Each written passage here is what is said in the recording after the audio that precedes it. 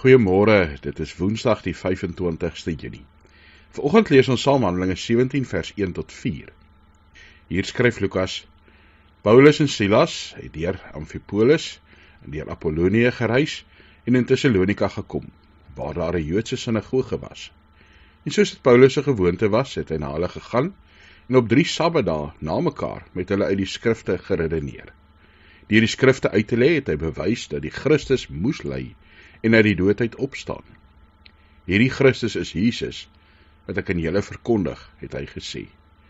Sommige van hulle is oortuig en het by Paulus en Silas aangesluit, en so ook 'n menigte Grieke wat God vereer, en geen geringe aantal vooraanstaande vroue nie.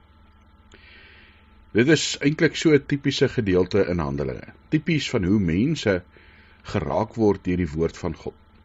Ja, wanneer die disippels en die gelowiges verkondig in die wêreld, wanneer Paulus op sy sendingreise gaan en vir mense vertel van Jesus Christus, het mense tot bekering gekom.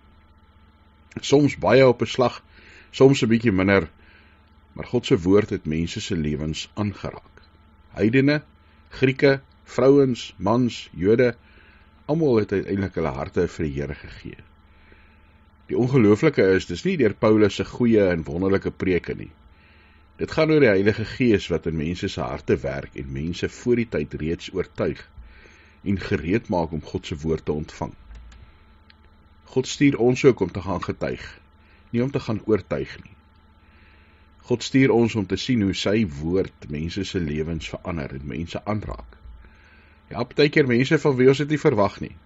Heidene, Grieke, vrouens, mans, ja, selfs van die Jode en ons eie mense. God stuur ons om te gaan doen, om te gaan vertel, om te gaan sê. En te weet dat dit hy is wat in mense se lewens werk, in mense se harte werk. Dat dit hy is wat mense oortuig van sy liefde en genade. Hemelse Vader, dankie dat ons getuies van u liefde kan wees. Dat ons soos Paulus en die disippels en die vroeë kerk ook vandag nog kan vertel. Ja, vertel in ons eie huise, vir ons kinders, ons kleinkinders, ja, dalk vir ons ouers en ons breër familie.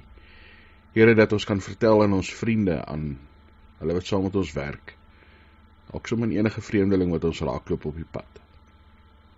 Hemelse Vader, dankie dat ons weet, dis u Gees wat in mense se harte werk, wat mense oortuig van u liefde en genade. Here, mag ons ook, soos in Handelinge, kan sien dat u kerk groei, te midde van uitdagende omstandighede, vervolging.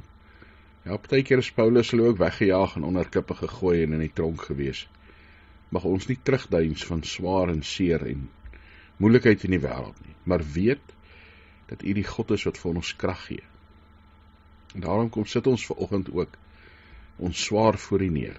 Here, u ken elkeen wat luister, se pyn, se vrees, se angs, se kommer. Here, ons bid vir u vrede, vir u wysheid, vir u krag en genesing, vir u uitkoms. En bo alles, Here, bid ons vir 'n bewustheid van u teenwoordigheid, dat ons vrede kan hê. Ja, vrede wat verstand te bowe gaan. Mag ons getuig met oortuiging en met opgewondenheid, Here, getuig met blydskap van u wat God is.